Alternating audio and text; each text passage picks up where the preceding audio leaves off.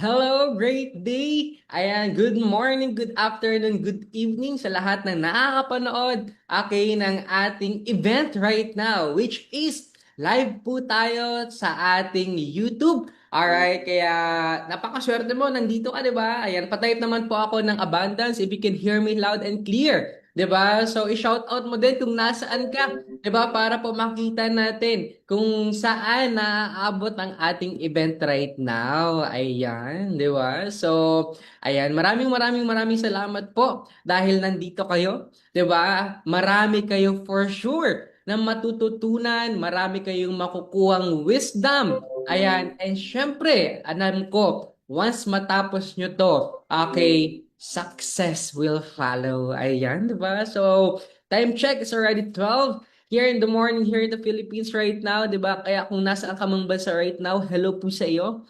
Di ba? Kung ikaw ay nasa Pilipinas at ngayon, gising ka pa, congrats mo yung sarili mo. Kung ikaw ay isang OFW, citizen man, resident sa abroad, nandito nakikinig, congrats mo yung sarili mo. Kasi syempre, okay, yung main speaker natin today, di ba? Aalamin natin magkakaroon tayo ng konting kwentuhan lang, 'di ba? Regards about sa kung anong nangyari sa kanya because today makakasama natin ang isa sa mga successful digital business partners natin, 'di ba? At syempre, dito natin aalamin okay, yung kwento niya, okay, paano siya nagsimula at ano yung mga naging secret niya. Okay, leads sa success na meron siya. Ayan. So by the way, okay, papakilala po muna ako. I'm Ralph Lawrence Angeles. Okay, nang dahil po sa digital business, isa po akong estudyante. Okay, pinapart-time ko po itong negosyong ito. And because of this, nakagraduate po tayo on time. 'Di ba? Cum laude right now. Part na rin po tayo ng Millionaires Club member. And I am your host for today. Okay, and welcome to, ayan, Asenso News Online. Ayan, hello po. And kay Kuya, ayan, pa-shout out daw po kay Kuya Moden. Ayan, galing po kay Mentor Jomar. Ayan, so, hello, hello, hello, ayan. Sige, tingnan natin yung mga kababayan natin na sa loob ng Zoom, ng YouTube right now. 'Di ba? Sa mga full-timers natin dyan, ayan, pwede nyo naman na i-share ito sa mga qualifiers natin. Ayan, watching from Powerhouse, okay, Power Expert Hub. Ayan, shout out from Kamsur, shout out from Rojas City Capiz. 'Di ba? Imagine niyo guys, 'di ba? Iba't ibang panig ng Pilipinas. At the same time, I know for sure, okay, kung dadaan to sa'yo right now, congratulations. Ayan, kaya makinig ka ng mabuti. Okay, kasi alam ko marami kang matututunan. Kaya patype naman ako ng I am ready kung ready ka na. 'Di ba? Ako excited na rin ako kasi way back 2023, I think 2024, nakasama po namin siya, nakasama ko siya. Ewan ko kung naaalala niya ako. 'Di ba? Sa may Manila. Sa may nakalimutan ko na yung tawag tent, something like that. Okay, na ginagawa ng event ng dati nating community. Alright, and isa siya sa mga nag-talk doon. Ayan. Kaya talaga excited ako na mas malaman pa ang kanyang journey here in digital business, 'di ba? Ayan, excited. Ayan, watching from Daraga, shout out po. Watching from Qatar. Ayan, hello po kay Ate Jacqueline Mariano. Hello po. Ayan, kaya I know for sure. Ayan, i-welcome po natin. Dati po siyang isang call center agent and right now, a Millionaires Club member. Ayan. So, a round of applause to Mentor Basant. Ayan, ang ganda ng pangalan. Ayman Noor. Hello po, Mentor.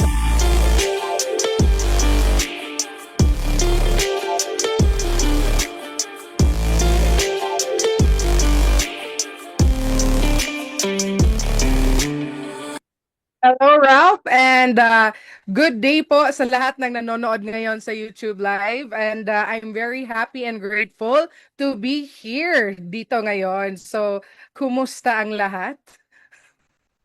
Yes, Mentor. It's been a while. 'Di ba? Siguro hindi mo na ako naaalala. Nagkasama po tayo last time sa mga 2023, I think. Oo, sa Manila. Ikaw po yung naging sharer namin. Oh, yeah. I was very amazed during that time kasi that time, sabi natin, nagsisimula pa lang ako tapos grabe na yung result mo. And right now, okay, shout out natin lahat ng nanonood. Sige, Mentor. Okay, shout out po sa lahat, di ba? Thank you so much for having me here dito sa event natin ngayon. And of course, excited na excited po ako.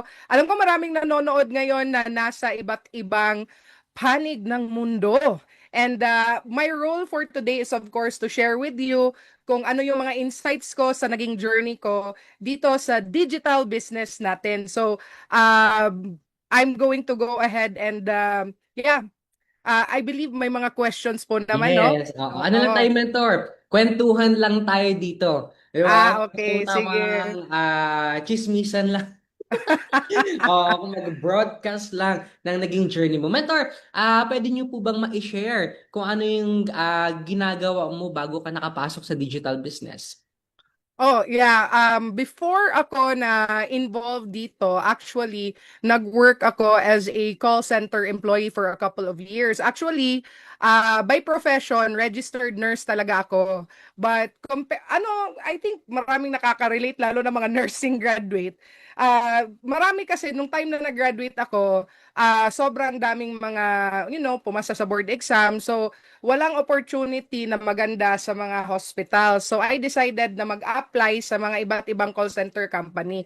Kaya that was my first and only working experience bago ako napunta dito. Hmm.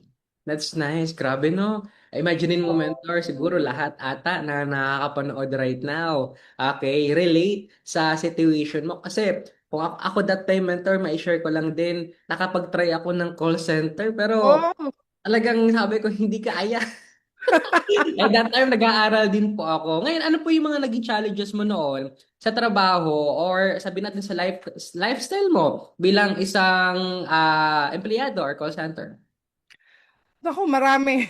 Hindi ko alam kailan ako magse-start, but wait lang. Meron ako dito para mas maganda for the Yun po. um ayan. Meron akong naka-ready dito. But, ang number one siguro, I think nasabi mo eh. Hindi kaya, no? Number one affected talaga yung health ko talaga. Yun talaga. Kasi, imagine mo, buong buhay mo, sa gabi ka natutulog, sa umaga, yung mga activities mo, tapos biglang nag-call center ka, kailangan buong gabi ka gising. So, yung number one na wala sa akin is that, laging kulang yung oras ko. 'Di ba yung umikot yung buhay ko, yung either wala kang oras para sa sarili mo, wala kang oras para sa pamilya mo kasi pag nagjo-duty ka, iba yung pahinga pag umaga, iba din yung pahinga sa gabi. Tapos doon ko talaga na feel, 'di ba? Yung perception ko kasi pagka nakapag-graduate ka ng college, doon mo na makuha yung mga aspirations mo sa buhay. But then nung na-encounter ko yung employment, yung first na ano ko, nako, grabe. Grabe yung toll sa akin ng health ko, doon ako palaging nagkakasakit. Tapos at the same time, hindi mo na-feel na yung kita mo, hindi naman ganun, hindi na nako-compensate fully yung oras na nawala sa'yo, yung health mo na na-affected. So naging toxic siya para sa akin yung night shift. Tapos very strict. I'm sure nakaka-relate ka, no? Kasi nakatry ka. Very strict sa oras. So Yes. grabe, toxic talaga yung schedule, pero tiniis ko lang siya para may maipon, para may matulong sa pamilya. But eventually, after a couple of years, na-realize ko din na wala pa rin. Doon nagsimula yung journey ko. Yes, yun yung sad part, no, mentor, Oo. na andun ka nga, nagtatrabaho ka, you're giving your best, di ba? 24/7 every day, tama ba? But then again, at the end of the day, kung magano lang yung sahod mo, hanggang dun din. Tama? Oo. Hindi pa talaga well compensated kasi syempre, yung health mo, yung time mo, talagang sacrificed. Oo, dumating pa sa point na parang marirealize mo, ay, parang nagtatrabaho, ay nabubuhay na lang ako, or yung sahod ko, para na lang sa trabaho ko talaga. Mm. Kasi yung day off mo, one day lang, tapos hindi mo paramdam. Ganon Kasi yun eh. matutulog ka or magpapahinga ka. Oo, ipapahinga mo na lang. So wala ka talagang mararamdaman na, well, you're not free. Para kang naging alipin ng corporate world, lalo na kung BPO employee ka. Kaya sa lahat ng mga nanonood right now, for sure, they are very, very, related. Okay, sa kung ano man yung napagdaanan mo. Kasi even sabihin natin, hindi naman sila nag-BPO, mga OFWs. 'Di ba yung time nila, mga other employees, yung time nila. Kaya talagang, we are very lucky. 'Di ba, nasa digital Correct. business tayo. By the way, mentor, matanong ko lang, may experience ka po ba sa pagnenegosyo before? Wala actually. Actually, first time, di ba? First time kong na-encounter yung pagnenegosyo nung pumasok ako dito. So, prior to that, yung number one belief ko lang, yung mindset ko is that you have to climb the corporate ladder so that magiging successful ka. Kasi, di ba yun naman yung most of us na kalakihan natin, mag-aral ng mabuti, you have to have a college diploma. Kasi kung may college degree ka, although there's a certain degree of truth to it, pero hindi ako, nung na-expose ako sa real world, parang hindi ko naman nakita na ganun karaming tao gumanda ang buhay just because they had a college degree. So, first of all, although alam naman natin na maganda ang pagnenegosyo, pero yung pag-raise sa atin, 'di ba, more on employment, maging professional ka, hindi talaga natin naisip sa sarili natin na magnegosyo. So, prior to this, wala talaga sa plano ko na pumasok sa kahit anong negosyo, lalong-lalo na ang digital business. Hindi ba, it was not a concept na nag-grasp ko kahit noon pa. Oo po, 'di ba? Kasi just like what you've said po a while ago, the way we raised, 'di ba, of our parents, mag-aral ka na mabuti, 'di ba? Para magkaroon ka ng magandang trabaho, tama po ba? Makatulong ka sa parents. But then again, Correct. reality hits. Okay, ayun na yung sinabi niyo na same cycle. Kumbaga doon papasok yung rat race cycle. And in Tama. terms of business, 'di ba? Kapag inoperan ka ng negosyo, parang, ano 'yan? Diba? Hindi yung sinistema sa amin. Oh, Oh, di ba? So, negative pa nga ako noon eh. ano po? Super negative ako. Pagka Mhm. merong nag-aano sa akin, nag-aalok ng mga small scale businesses or kahit mga ganito, yung mga first encounter ko, very negative talaga ako. Wala akong interest talaga. Like upfront, nire-reject ko yung mga offers na yon kasi para sa akin, you have to be someone sa corporate world. Kailangan maging manager ka, kailangan maging supervisor ka para gumanda yung buhay mo. Yun talaga po, mentor. Isa rin sa mga another na kailangan mga circumstances.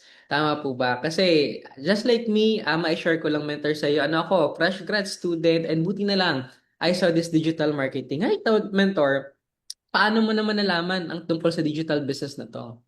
Nako, ano lang, by chance kasi nagkaroon ako ng kasama sa work actually. Nung time kasi na yon, marami nang nag-offer in the past. Kaso hindi ko talaga bet, pero siguro it was divine timing kasi nung time na may nag-message sa akin sa Facebook, napakasimple lang ng tinanong niya, gusto ko ba daw ng extra income.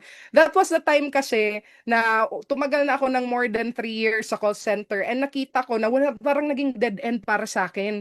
Because one day I just woke up and realized pumunta ako sa work, nakita ko yung mga kasama ko doon, tigta 10 years, 12 years, may iba 15 years nang nagtatrabaho, nangungutang pa rin. Di ba? Naglo-loan dito, loan doon. So, nakita ko yung future ko sa present ng mga kasama ko, sa present situation nila. So, nung time na minessage lang ako noon sa Facebook. Tapos, tinanong niya lang sa akin yun, kung gusto ba daw ng extra income. Although may idea ako, wala naman talaga akong totally na alam, pero may idea ako na anong gusto niyang i-share sa akin. Nag-say yes ako. Kasi, para sa akin kasi, that time, dahil sa exposure ko, dahil sa naging new experience ko and realization, na-realize ko, walang pangit. I mean, pag inoferan ka ng extra income, tapos sasabihin mo na hindi ka interested o ayaw mo, para sa akin, dalawang klaseng tao lang may karapatan magsabi no, or usually nagsasabi ng ganon. Unang-una, yung mga sobrang yaman na. Wala na silang problema sa buhay nila. Tama. Okay na lahat. Second is yung mga tao, for me, either in denial or nakikipagplastikan lang. Pero in reality, sa panahon ngayon, wala namang disadvantage pag makinig ka, lalo na pag madadagdagan naman yung kinikita mo. Yes, totoo yun. But then again, syempre, alam mo naman po, stigma, okay, ng bawat Filipino, yung na-stereotype ba? Yung Mm. sabing digital marketing, ganito agad. For sure, during that time, mentor, di ba, kahit papaano, kahit nag-say yes ka, Tama ba? Andun pa rin yung mga agam-agam natin. Ngayon, since na-offeran ka all of a sudden, 'di ba? Sabi mo nga, it's divine grace. 'Di ba? Talagang naniniwala tayo sa mga ganung bagay. But then again, Mm. syempre, tayo tama as a Filipino, all of a sudden hiningi na natin, but syempre, 'di ba, iba pa rin yung mas maniwala ka sa sarili mo. Tama ba? Correct, So, correct. Kasi number one naman talaga na although yes, nag-i-exist ang mga stigma sa atin when it comes to opportunity, when it comes to business, dahil sa kinalakihan natin. Pero minsan din, hindi tayo aware na yung mga beliefs natin na kinalakihan natin doesn't mean that we believe in something. It doesn't mean na yan talaga yung only truth. So, kailangan, 'di ba, kung may gusto ka na result, ang tanong, yung mga beliefs mo ba na dinala mo ever since bata ka pa, nakatulong ba yan para makuha yung resulta na gusto mo? So, at the end of the day, we need to sometimes also question our beliefs na kung saan tayo na-program. okay, mentor. Thank you so much for that. Ngayon, mentor, ask ko lang, ano yung naging reason mo kung bakit sinimulan mo to, okay, na digital business? Kasi syempre, di ba, na-share to sa'yo, umuo ka. Ano yung mga reasons na yon? Yung number one talaga is that dahil I spent time na nakita ko yung world of employment. Hindi ko naman sinasabing masama ang employment, pero it just so happen na although okay naman siya, it puts food on the table, it pays our bills, pero we cannot deny the fact na hindi natin nakukuha kung ano yung mga expectation natin out of life just from our salary. So, yung time na yon, na-realize ko lang na when looking at kasi pag call center ka, diba? Dito sa Cebu kasi ako na call center may isang building, iba-ibang kumpanya. Nakita ko lahat ng tao doon, nakikilala mo sila over the years. Walang kahit isang success story na marinig mo. Wala ka talagang malalaman na kwento dyan, uy, may nagtrabaho dyan, tumagal, gumanda ang buhay. Wala. So, ngayon, eto kasing industry na to, lalo na yung digital business natin, marami na akong naririnig na kwento na iba-iba ang mga background, tapos nagkakaroon ng resulta, nakakapag-travel sa iba't ibang bansa, nakakabili ng mga cars, nakakapagpatayo ng sarili ng bahay, and hindi mo yan mapepeke na resulta. Lalo na yung may mga pamilya, nagpapaaral yan ng anak, nagpapakain yan ng pamilya, hindi nila kayang ipeke yan. So, sa akin, kinontrahan ko yung mga old opinions ko with facts and numbers. Kasi at the end of the day, no matter kung ano man yung opinion natin, hindi natin madi-deny na mas mataas ang success rate ng mga taong may involvement sa digital business compared sa employed lang sila. So, yun yung number one na naging deciding factor kung bakit ako nag-oo. Alright, that's nice to know, mentor. Alam mo, I'm very happy to know that, mentor, kasi syempre, aside from you, 'di ba, may mga iilan, sabihin natin, most of the time, yung mga taong nakaka-encounter nito, talagang, alam mo yon, limited lang yung knowledge nila regards about digital business. Most especially right now, kasi sabi mo nga kanina, 'di ba, we are living right now, in era na kung saan nasa online na lahat. And Tama. finally, na ikaw mismo, 'di ba, tinignan mo yung differences and nakontra mo yung mga past beliefs mo. And sa lahat ng mga nanonood right now, tama, yung mga takot duda, kung scam ba to, ganito, ganyan, ang Oo. kailangan nila is they need to try. Okay. Oo. But then again, syempre, tao lang din naman tayo, mentor. Nagkaroon ka ba ng mga fears? Sabi nating doubt nung una na nag-start ka? Konti lang. Kasi unang-una, hindi ka naman magpapalabas ng milyon para magpatayo ng digital business. Ilang libo lang naman. So, para sa akin, ang number one kasi na bunga ng reason kung bakit may mga doubt, may mga fear. Number one, fear, baka malugi ako. Wala kasing lugi nung narinig ko yung explanation, sabi ko, wala talagang lugi. Pag simula mo pa lang, may nakukuha ka na. Di ba? Yung mga learnings dito, mga potential na makukuha mo dito na mga personal development training pa lang, nako, hindi yan natuturo sa school. So, for me, depende lang. Yung doubt siguro, nag-ano lang yon, nag-stem siya sa part na kakayanin ko kaya na makapag-build knowing na wala akong connection and wala akong background dito. But then, wala namang mawawala sa akin if I will try. The only lang, 'di ba? If ever, dalawa lang naman 'yan. You will either succeed or you will fail. Pero bakit ako matatakot mag-fail kung hindi naman ako successful? successful. Anong mawawala sa akin? But the upside of that, if I do it and then magiging successful ako, anong mga makukuha ko? 'Di ba? Lahat ng hindi ko nakuha for how many years kong pagtatrabaho. So it's very easy to conquer your fear and doubt talaga, lalo na kung iisipin mong mabuti yung situation mo na where you are now and kung ano yung gusto mong marating sa buhay. It's a very small price to pay. Tapos pagdating naman sa scam, oo, marami tayong naririnig, no? Scam daw ang mga online, not everything is a scam. Eh may utak naman tayo, marunong naman tayo you have to do your due diligence. Sa akin naman, isang Google away lang naman, YouTube lang, 'di ba? Nag-research lang ako tapos nakita ko ay maganda pala 'to, matagal na, 'di ba? So, very stable, maraming nagka-resulta. So, wala nang yung concept na matatakot ka na ma-scam kasi right now madali lang naman ma-differentiate ang legit at ang scam. Yun lang masasabi ko. Alright, Mentor. That is very encouraging. Ayan, sa lahat ng mga nanonood right now, kumbaga pampalakas ng loob. Ngayon, Mentor, let's, i-ano natin, what do you call this? Kasi, syempre, paniniwala mo yan, it's you, tama po ba? So, i-ano natin, isakop natin. What about yung mga OFWs, mga empleyado na talagang from very first pa lang, buhay na nila yung magtrabaho. Tama ba? Kumbaga, if they encounter this kind of opportunity, kapag may mga doubt and fear, ano ba yung mga dapat nilang gawin? Number one is dapat, as Filipinos, ito din yung palagi kong napansin, karamihan kasi or the norm of other Filipino, mostly talaga ng Pinoy, hindi tayo nakakaisip long term. 'Di ba? Palagi lang natin iniisip is yung mga bayarin natin ng month na to, sa next month ko na poproblemahin yung problema ko na bayarin next month. So, you have to take a look at your future 3 to 5 years from now. Kasi kung aasa lang tayo sa employment lang alone, okay naman yan kung hindi ka tumatanda. Pero tumatanda tayo nababawasan yung lakas natin. Tapos, sometimes, we settle sa because we are looking for security. Sa panahon ngayon, pag isa lang ang source of income mo, hindi ka na secured. Kasi, ang mangyayari dyan, what if matanggal ka sa trabaho? What if may mangyari sa'yo na hindi ka na mapapakinabangan ng kahit sinong employer? So, hindi magiging secured yung future mo. So, yun yung number one din na dapat mong tingnan. You are getting older and the older you get, ang lakas mo nababawasan. And you are very expendable tayo sa mga employer natin. Every year, ang daming gumagraduate, mas bata kaysa sa atin, mas maraming energy, mas malakas kaysa sa atin, di ba? So, over time, 'di ba? The chances of opportunity na meron tayo sa employment nawawala, 'di ba? Kahit gaano pa tayo kagaling or kaloyal. So kailangan din na tayo maging wais, 'di ba? Napakasimple lang talaga.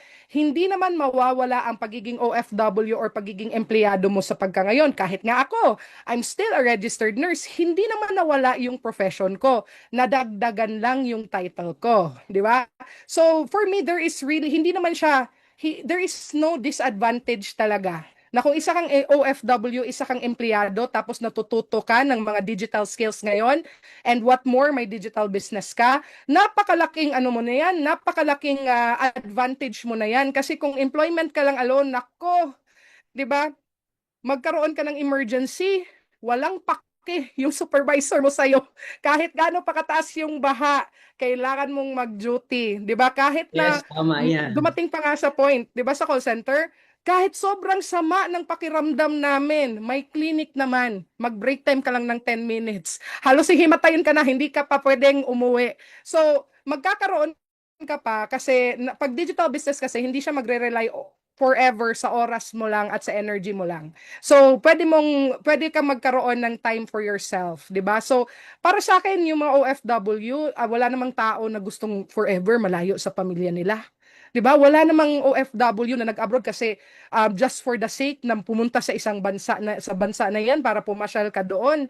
'Di ba? You're there, nag-make ka ng sacrifice. Now, to have a digital business means na magiging worth it lahat ng sinakripisyo mo kasi mas makikita mo yung pinaghirapan mo kasi kumita ka ng maraming pera. So, yun. Yes, thank you so much, mentor. 'Di ba? Kaya ikaw, kung isang OFW ka, tama ba? Kung ikaw ay isang empleyado, tingnan mo lang yung situations mo right now. Kasi tama yung sinabi ni Mentor ni Mentor Bas, na merong mas bago na pwedeng pumalit sa'yo. Sabi nga, di ba, kapag sabi nga, if you don't have spare of tires, tama ba?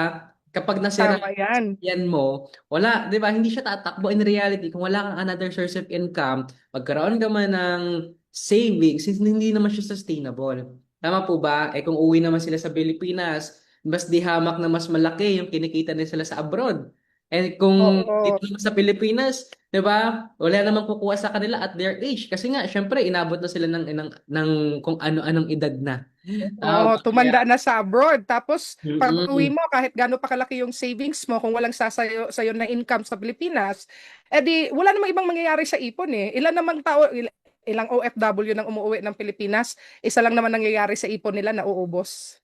yes, totoo yan. Kaya ikaw kabayan, di ba? Kung nandito ka, nasasaktan ka, hindi yan para sa'yo. Oo. So, sis mentor, syempre, this is a digital business. Negosyo pa rin po ito. Okay? Mm. Online. Meron po tayo, syempre, na money involved. Income, I mean, puhunan. Ngayon, sis, sabihin natin, for the past 3 years, nagtatrabaho ka, tama ba? Walang naiipon, ganun pa rin. Pero ikaw, paano ba mo siya nagawa ng paraan po makapagsimula? First time nung actually after 3 days ata yon, nakahanap ako ng paraan agad kahit wala akong pera that time na hawak, wala pa yung sahod ko. So, yung ginawa ko is that, naririnig ko kasi sa mga kasama ko na mahilig silang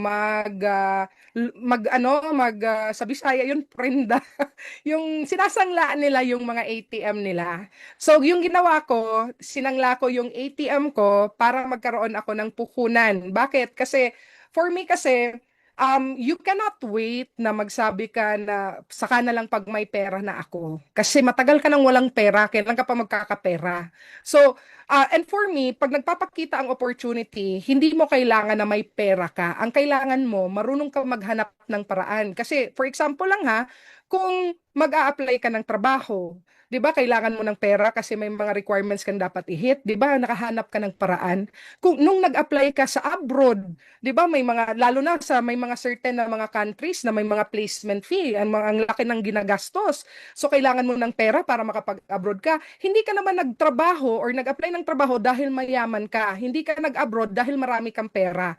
Ginawan mo lang siya ng paraan kasi nakita mo maganda ang opportunity. So for me, madali lang talaga ang diskarte as long as nakikita mo ang value ng opportunity. Yun lang. Utang. Pinakamadali talaga. Utang.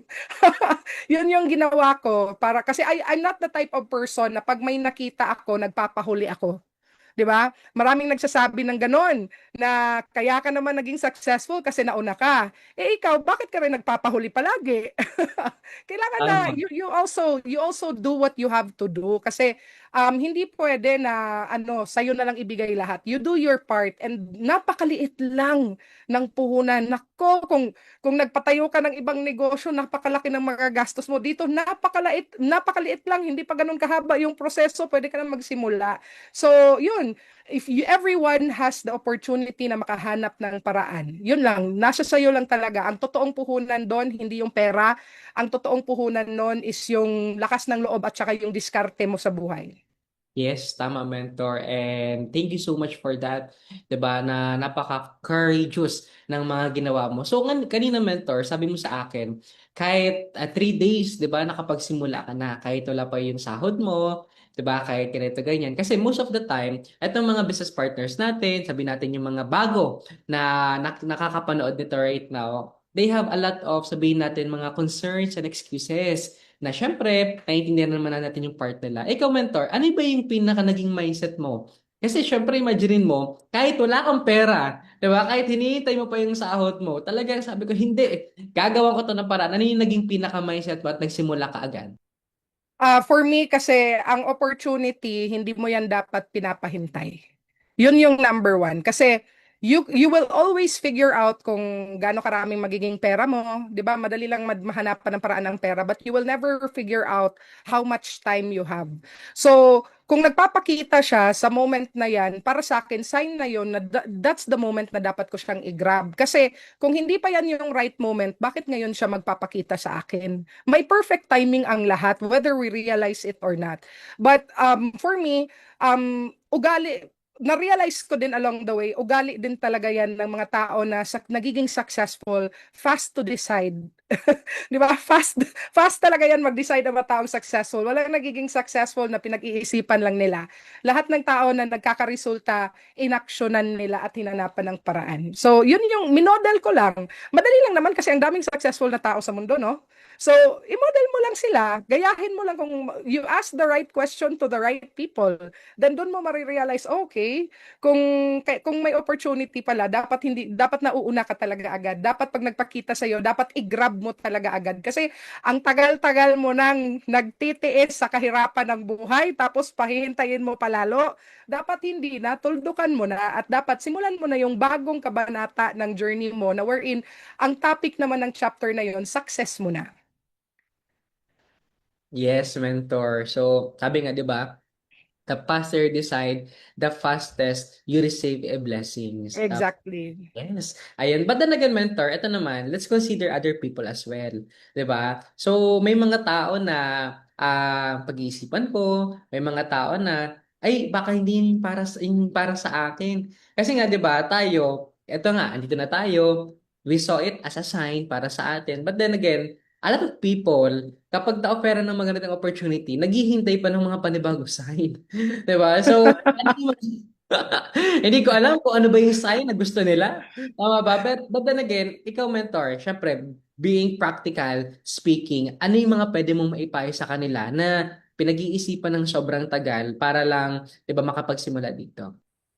Oh, sa mga nag-iisip diyan, palagi ka lang nag-iisip na hindi mo naisip, 'di ba, na bakit kailangan mong magbago ang buhay mo. Kaya sometimes kasi pinag-iisipan mo, mostly doubts lang talaga 'yan, lack of confidence lang talaga 'yan sa sarili. Siguro yung belief mo sa sarili mo kailangan mong baguhin. Maybe deep down feeling nila hindi nila deserve ang success. Hindi nila deserve na may guilt feelings sila ba, yung mindset nila nakaprogram sila to feel guilty about wanting more in life. Dapat hindi mo sinasabotage ang sarili mong mga pangarap sa buhay. So kung mag-iisip ka man lang, dapat iniisip mo din na kung anong klaseng buhay ang mabibigay mo, not just for yourself, but for your loved ones, kung papatok sa'yo yung digital business. Tapos, dapat hindi ka matakot sa failure. Kasi yun din yung, ang number one Una, kasi, magpasalamat ako sa'yo, mentor. number one reason bakit maraming natatakot sa failure because they're afraid sa judgment ng ibang tao. Una, magpasalamat. Baka natatakot sila na pagtawanan, ganun, or anong sasabihin ng iba sa kanila. Pero lagi mong tandaan, nung namoblema ka sa pera, nung namoblema ka na kung saan kukuha ng bayarin, panggamot sa sa parents mo, sa anak mo, hindi ka naman tinulungan ng ibang tao. So, dapat hindi mahalaga sa'yo ang iniisip ng iba. Dapat ang mahalaga para sa'yo kung tingnan mo din yung magiging advantage mo kung madadagdagan yung resulta mo. Yun yung number one. Kailangan, kung nag-iisip ka, baka puro negative. Isipin mo din yung positive. Be fair to yourself, di ba? Tapos, pikit mata ka lang. Di ba? Hindi na, it's not the end of the world if you try something new. Tsaka normal lang naman yan, di ba? Pag nag-a-apply ka ng trabaho, lalo na kung OFW, bakit ka natatakot? Malakas nga loob mo pumunta sa ibang bansa. Alam mong maraming nababalitaan na namamatay sa ibang bansa. Di ba? Kung empleyado ka, anong kinatatakutan mo? At the end of the day, you still have your job. Hindi mo naman dapat kailangan iwan yan agad, di ba? So walang mawawala, pero ang i-consider mo din ang mga madadagdag, not just financially ang madadagdag sa confidence mo, ang madadagdag sa iyo na environment, na mapupunta ka sa isang environment na wherein mapapaligiran ka ng mga tao na masaya na nakikita kang nagtatagumpay. Yun yung number one na one of the big wins pag pumasok ka sa ganitong klaseng mga communities and digital business. Alright, very well said, mentor. Di ba, wala na akong idadagdag pa. Kaya talagang sobrang ganda.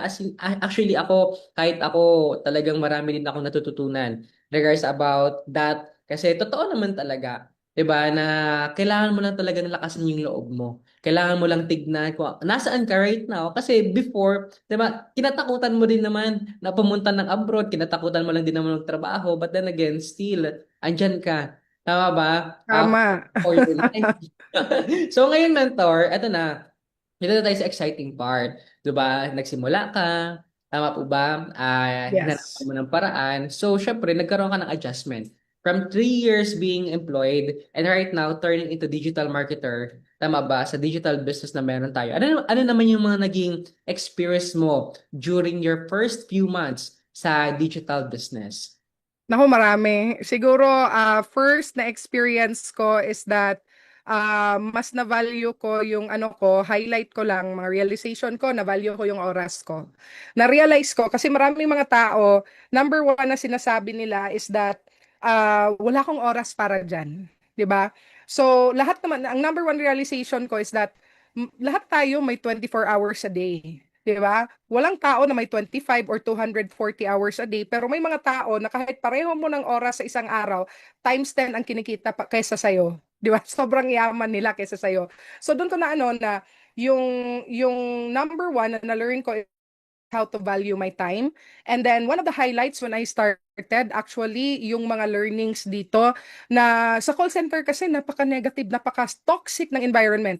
Marami doon, 20 plus pa lang, parang 40 na ang muka. Nung napaligiran ko ng mga positive na tao, na-realize ko, oh my God, ang ganda ng ano, iba talaga yung para kang isang sales, pero pag nalagay ka sa right soil, mag-grow ka talaga, magbo-bloom ka talaga. So, yun yung number one. And then, highlight when I started, when I was doing it part-time, na experience kong kumita ng sobrang liit pa lang. I think it was around 500 pesos pa that time. So, the first time na nahawakan ko yung kita ko, na-imagine ko bigla, dito na ako yayaman. Yun yung napakaliit pa ng kita ko noon. Pero naisip ko talaga, dito na ako yayaman. Tapos yung ano, I attended, when I started here, my first exposure was naka-attend ako ng anniversary ng company. I met with our visionary president. I met two of our owners personally. Tapos nakita ko napakaraming mga tao na na-awardan sila na Millionaires Club. Doon ako nagsimulang mangarap dito ng malaki. I started out as extra income lang gusto ko, pero nung nakita ko, mas bata pa sa akin, mas matanda pa kaysa sa akin, high school graduates, tapos mas mataas pa yung professional or college na attainment kaysa sa akin, doon to talaga nakita na, oh my God, one day, ito pala yung opportunity na matagal ko nang hinahanap, hinihindian ko lang. 'Di ba? Nag-iinarte lang ako, pride lang talaga ang pumigil sa akin. Pero eto yung opportunity na nakita ko, na-imagine ko lahat ng pangarap ko nakuha ng mga tao na nandito. So doon ako parang yun yung naging pinaka-highlight ko. When I started part-time kasi for the first 3 months. Yun. Alright, mentor. So, happy naman po ako, 'di ba? Nakapag-adjust po kayo from being unemployed. Tama ba? Yes, kasi ano, 'di ba part-time? Part-time, no? Maraming part-time na nagsisimula. Ano lang, number one, I would also like to add is that yung 'di ba sa ibang bansa kasi 'di ba nanonood tayo ng mga American movies, mga European movies, nakikita ko there are people there who have 2 to 3 jobs. Tapos tayo, may isang job, wala na tayong oras. So yung number one, nakita ko na yung number one adjustment ko is that sa oras. Yun talaga. You have to give yourself time to succeed. You have to give yourself time to grow. Yung hindi ko, although may resistance talaga, di ba? May mga concern ka sa simula kasi syempre buong buhay mo, iba yung mga alam mo iba yung mga prinsipyo mo. Tapos eto, ituturo dito, iba din naman. But kailangan mo talaga na i-accept lang talaga. I-empty mo lang yung cup mo. Kasi kung totoong lahat ng alam mo is para, 'di ba, is convenient para sa growth and success mo, dapat matagal ka ng successful. So kailangan mo consciously na tanggapin kung ano yung tinuturo, consciously mo muna siya bigyan ng oras, tapos eventually hindi na makukumpleto yung araw mo na hindi mo siya ginagawa. Yes, mentor. Ayan. So, para sa mga part-timers natin dyan, actually, hindi nyo naman talaga need na isalpak agad yung system na meron sa atin. Gradually, paunti-unti, O, katulad i-enjoy mo. lang. Yes. No, i-enjoy lang nila. Katulad ng ginawa ni Mentor Bass, enjoy, inalam. Tama po ba? Kasi for sure kapag ito nakasanayan mo, tama ba? Ang tawag din mastery, talaga magkakaroon ka ng magandang result. Ngayon, Mentor, so Yes.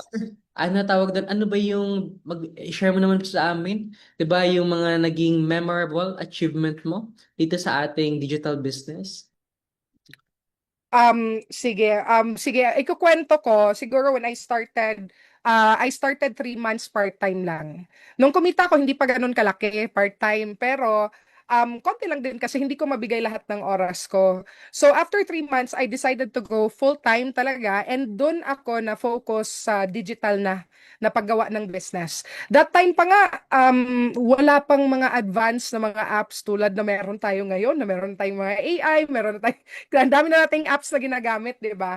So, during my first year na full-time, I was able to expand in locally, Luzon, Visayas, and Mindanao. So, Facebook lang yan, that time, may Skype pa nga akong ginagamit, may email pa. So, kung ano lang yung available when I started. Now, after 1 year of doing that expansion, yung first result ko dito sa digital business was to be able to buy my first car sa birthday ko pa noon. So sobrang grabe yung achievement na yan kasi imagine mo, dati dumating pa sa point na wala akong pamasahe sa jeep pag wala pa yung sahod. Tapos dito, ilang taon ako sa call center niyan. Tapos dito, 1 year ko lang ginawa, online pa, digital pa yan. Tapos nagka-resulta ako. So I used it for furthering my business expansion kasi nga nagkaroon ako ng Mindanao, nagkaroon ako ng iba't ibang province. So along the way, nag-continue pa siya. When I started, nai-inspired, para lang akong viewer dati. Di ba? Nai-inspire lang ako sa mga success story ng iba hanggang sa dumating sa point na ganito na, ikaw na yung nagsasalita sa harap, ikaw na yung nag-i-inspire ng mga tao, from being inspired to being an inspiration, na nag-educate, nag-i-inspire at nag-i-empower ng many Filipinos, pati ng ibang lahi, na to get involved in digital business. And of course, along the way, maraming nagtiwala, and one of the highlights na naano ko is of course na-hit ko yung first million ko. I had a dream, by the way. High school pa ako, tinanong na ako na ano ba yung goal mo sa buhay? I wanted to become a millionaire by the time na 30 years old ako kasi ginaya ko yung pangarap ni sino nga yung sa Microsoft? Yung founder ng Microsoft, ni Bill Gates. Ginaya ko yung pangarap ni Bill Gates. So, dinala ko yun yung inspiration ko, and akala ko hindi ko na yun ma-achieve kasi nga ang liit ng sahod ng call center. But eventually, bago pa mag 30 years old, na-hit ko naman. So, sobrang grabe. Hindi ko maisa-isa actually. Lahat ng highlights sa journey ko sa sobrang dami. Yes, So, yun. congratulations, mentor, di ba? So, from being unemployed, right now, a millionaire, tama ba? Talagang kailangan mo lang talaga mag-innovate, kailangan mo talagang lakasan yung loob mo, and syempre, yung decision na magbago yung buhay. Ayan. Mentor, Yes. okay lang sa'yo, di ba? Since now we're talking about your achievements in life, pwede bang ano ma-share mo sa amin through kung meron ka pong na-prepared na slides? Pwede ba yon? Ayan. Yes, sige. Alright, so you can So, share your slides para at least, 'di ba, yung mga viewers natin, ayan, i-share screen po. Ayan, pa-share screen po, mentor ng results. Ayan. okay. I-check ko. Ayan. Alright, sige. So while checking, mentor, yun. Ayun. So, ayan, I can start here here sa na yung slide ko. Ayun. So, first year ko, ayan, nakikita ba yung slide ko? Loading. Sis, Loading pa, loading. double click daw po. Let me try once again. Alright, grabe Okay. no? So very inspiring ang ating journey with Mentor Bat. And I'm very happy talking with her right now kasi sobrang dami ko talagang natutunan. Ayan, so habang Yes. mentor, ayan, Nakikita na ba siya or hindi pa? hindi pa po. Okay, I'll try to share it once again. Ayan. Here we Sige. go. Ayun. Ah, So, 1 year doing the digital business, my first result was my first car. So, although along the way, nakapag-expand naman ako, ayan, nakapag-expand ako online, Luzon, Visayas, Mindanao, doon ko nakita yung potential actually ng pag ng digital business is that, imagine mo ha, pagka ikaw ay nasa traditional sense ng pagnenegosyo, for you to expand, ang laki ng magagastos mo. Kailangan mo patayo ng building, ganon. So, kailangan mo mag-travel na sobrang, imagine mo yung mga plane ticket mo and everything. But sa online kasi, hindi ka maulanan, hindi ka mainitan, hindi mo need mamasahe palagi for you to expand. Now, 1 year of doing it full time, I was able to buy my first car. And dito ko talaga nakita na nung unang kita ko na maliit, sabi ko dito ako yayaman, pero iba yung impact nung nagpalabas na ako ng first car ko. Kasi this was my wallpaper for the longest time na hindi pa ako nagnenegosyo kasi gustong-gusto ko talaga yung kulay, gusto ko to yung model na to. And dati, pinipicturean ko lang yan sa mga car show. Nung nakita ko na siya, napalabas ko na siya, ay, grabe yung, grabe talaga yung experience. Alam mo yung feeling na hindi ka sure kung totoo na bang nangyayari or nananaginip ka pa rin. Parang ganon. So, dinala ko siya that time, wala pa kaming bahay. Pinark ko lang siya sa parking area ng apartment building namin.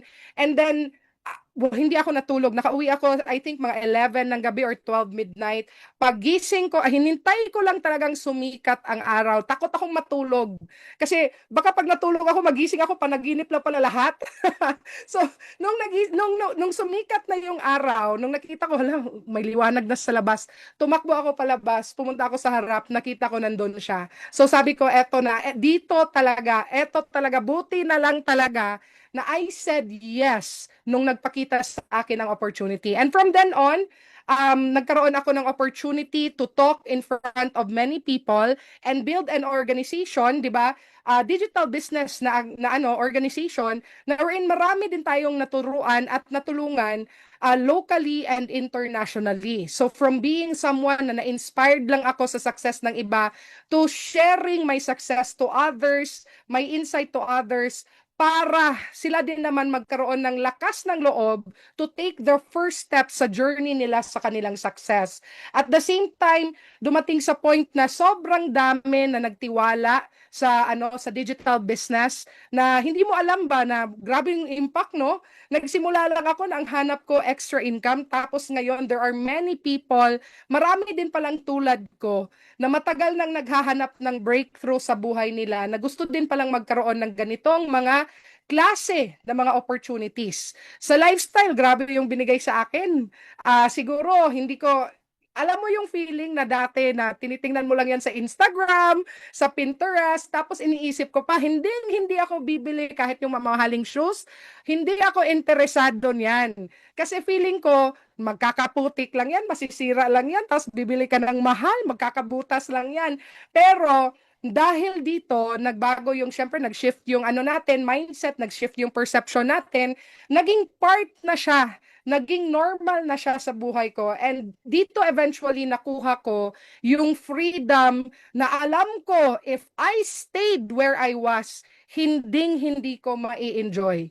The beauty of having digital business is not just for you to have extra income, but para magkaroon ka din ng tinatawag na freedom. Ano yung freedom na yon? Time to enjoy your money and money to enjoy your time. Nagkaroon ako ng opportunity na wherever I want to go, 'di ba? May it be sa bukid, sa resort, sa dagat, 'di ba? Kung saan ko man gusto, dala-dala ko yung negosyo ko. Yun yung pinaka-favorite na part na nakuha ko dito. And of course, marami pang mga travels. Hindi ko na nalagay lahat sa sobrang dami. To the point na nag-invest din talaga ako kasi may mga lugar dito, lalo na sa Pilipinas, na maganda talaga. Bumili ako ng sarili kong drone para lang makapture ko at mapanood ko paulit-ulit yung mga moments na ito. Sobrang ganda ng naging experience ko talaga. Eto, imagine nyo ha, maraming mga tao nagsasabi that they want a simple life. Para sa akin, siguro iba yung pagkakaintindi natin sa simpleng buhay. Kasi para sa akin, ang simpleng buhay is walang boss na magagalit sa'yo kung wala ka sa mood na pumasok sa work or pagod ka, walang nagagalit sa iyo kasi ikaw ang sarili mong boss. Para sa akin, ang simple na buhay is for you to enjoy the luxuries of life. 'Di ba? Yun yung simpleng buhay para sa akin na hindi ako mamimili. Do I have to sacrifice my happiness for my obligation Or kung pwede naman pala na hindi ko na need i-sacrifice yung sarili kong kaligayahan because I can do both. I can be happy, I can be fulfilled, and pwede din po ako maging responsable na anak. So imagine mo yung mga ganito na pumupunta ka sa ibang lugar tapos nag-check-in ka sa mga hotel na sobrang laki, ikaw lang natutulog doon tapos ang laki ng hinihigaan mo. So sobrang grabe yung pag-enjoy ko talaga. And apart from that, mga international din na travel na very soon, i-update ko na din kasi maraming paparating na mga schedule for international travel. And of course, sa mga nagtatanong, what kind of result na financially ang binigay sa akin sa digital business? Of course, ganito. Aside sa pagiging call center ko, I'm also a registered nurse by profession. Maraming nagsabi, kung nag-abroad ka lang, malaki din sana ang kikitain mo. But mas maganda na hindi ako nag-abroad para lang sa pera. Kinikita ko siya na kasama ang pamilya ko. Nabibigay ko hindi lang yung obligasyon ko na monetary, kung hindi yung syempre yung oras ko para sa kanila. So dumating sa point na yung pwede mong kitain in 1 month sa ibang bansa, di ba? Grabe na yon, 1 month na malayo ka, nag-aalaga ka ng mga pasyente na hindi mo kapamilya, hindi mo mauwian sarili mong magulang, di ba? Yung mga kapamilya mo. Pero dito ilang araw lang binibigay kasi naka-leverage tayo sa technology eh. Until na dumating sa point na nakakaipon ako na akala ko noon hindi ko magagawa. Imagine nyo guys, the first time na nakaipon ako dito, I started na nakaipon ako ng 300,000. Pagbukas ko, nanginginig pa yung kamay ko. Nanginginig yung kamay ko kasi first time ko na may sarili akong pera ng ganon. Hanggang sa tinanggap ko na lang na pwede palang mas lumaki. Sobrang lumaki yung mga kinikita mo dito. To the point na, ayan, nagkaroon din ako, wala akong experience ha. This is my first time actually na ma-involve sa kahit anong negosyo, may it be traditional or online. This is my only business experience. Now, imagine nyo na wala akong background sa ganito. Wala. 'Di ba? But I was willing to learn. Bakit? Para nga sa trabaho dati na 15,000 lang per month, sinabi ko na doon na magaling ako sa internet, willing to learn ako. Sa trabaho nga na hindi ganun kalaki ang pwede mong kitain, willing to learn ka, how much more na pwede kang kumita ng mas malaki dito? Mas lalong willing to learn ako kasi alam ko, ang pag matutunan ko, di ba, hindi naman to rocket science eh. Hindi naman tulad sa pag-abroad na pag-abroad mo sa Middle East, kailangan mo matutong mag-Arabic. Pag-abroad mo sa China, kailangan mo mag-Chinese. Wala naman. Ganun lang din naman ang salita ko. Pero, napaka-basic lang ng skills, pero yung skills na malaki ang financial returns. So, maraming mga awards na natanggap, but the best para sa akin, eventually I realized this digital business is all about the people's lives na pwedeng magbago dahil naging ripple effect siya. Para sa akin, hindi mababayaran ng milyon-milyon yung mga tao na nagpasalamat na dahil nakilala nila kami, ay nagbago din yung buhay nila. To the point na mga ordinaryo, mga OFW, dami naming mga OFW, dami kong naturuan ng mga OFW na tumanda sa ibang bansa na walang kaipon-ipon kasi syempre ang daming binubuhay dahil breadwinner. Pero ngayon, nagagawa pa rin nila yung obligasyon nila, and then nagagawa din nila yung obligasyon para sa sarili nila, hindi lang sa pamilya. So, ang dami ko rin na-encounter na mga OFWs na hindi sila nakakapagbakasyon for isang dekada, 15 years, kasi nga walang ipon. Pero right now, marami ako ngayon, like last month up to this month, na nagbabakasyon together with their family kasi hindi sila matakot na maubusan ng pera kasi alam nila may pumapasok palagi. To the point na these ordinary people na gumanda ang buhay, 'di ba? Gumanda ang estado ng pamilya nila, kumita din ng sobrang laki. Meron ding mga kumita din at naging mga millionaires club. Grabe. Hindi ko 'yan agad na pinangarap sa sarili ko, pero dumating sa point na pati yung mga tao na sumabay ay kumita ng malaki. And sa mga hindi nakakaalam, like I grew up, wala talaga kaming bahay, wala kaming kahit anong property. Nagkatulungan kami dahil dito nagkaroon ng opportunity because I grew up with a single mother.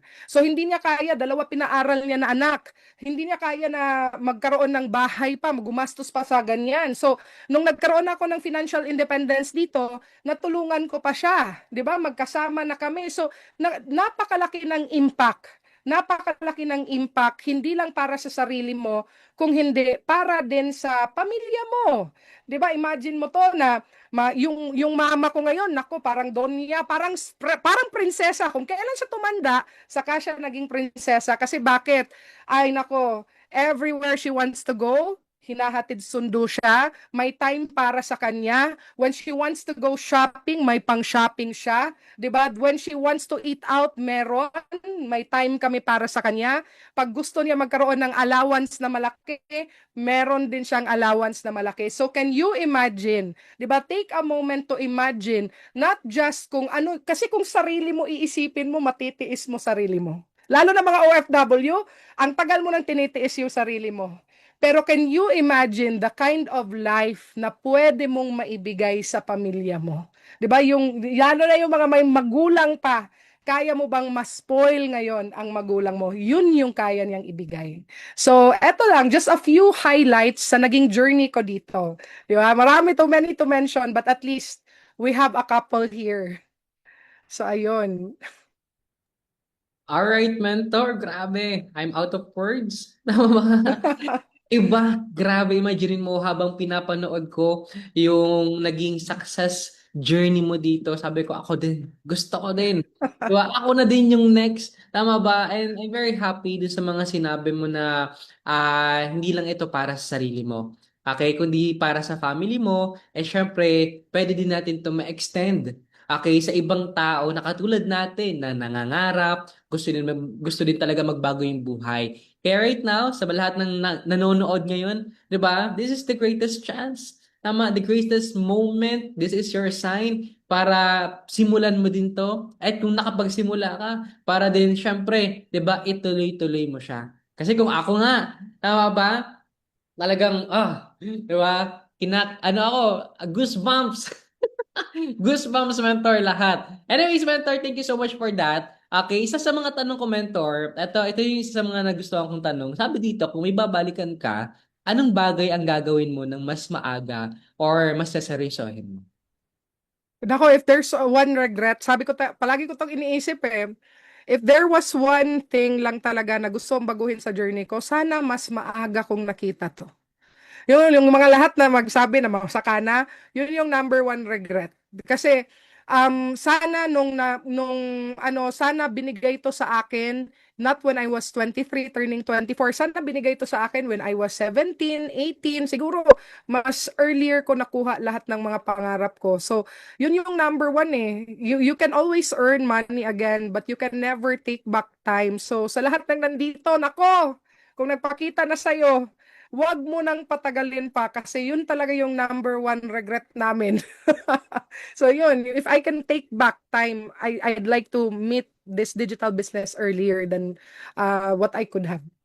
Yes, thank you so much for that, mentor. Kaya talagang grab every opportunity. So, because kapag talaga yan, kinato ka, 'di ba? Hindi mo alam para talaga sa iyo 'to. So, Tama. syempre, 'di ba, with full of inspirations, okay, wisdom na nanggaling po sa iyo, na nakuha namin, natutunan namin. Okay, thank you so much sa time mo po, mentor. Ngayon, You're any welcome.